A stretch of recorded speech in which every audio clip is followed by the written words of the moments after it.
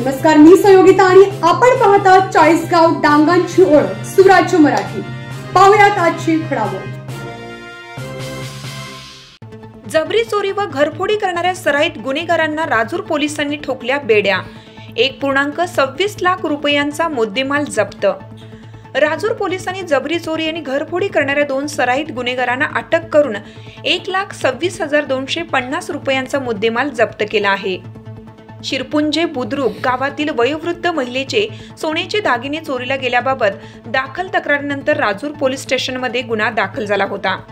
तपासादरम्यान आरोपी अभिजित सुरेश कोंडार वय 25 वर्ष आणि संजय किसन भांगरे वय 23 वर्ष राहणार मवेशी तालुका अकोले जिल्हा अहमदनगर यांना अटक करण्यात आली आहे।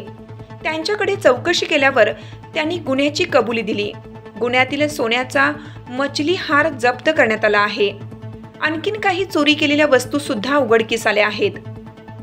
जप्त केलेल्या मुद्देमालात 70,000 रुपये किमतीची एक काळ्या रंगाची होंडा डिओ स्कूटी, 50,000 रुपयांच्या सोन्याचा मंचली हार, 500 रुपयांचा सॅमसंग मोबाईल फोन, 1,000 रुपयांची काळ्या रंगाची गॅस शेगडी, 2,000 रुपयांची भारत गॅसची टाकी आणि काही खाद्यपदार्थांचा समावेश आहे।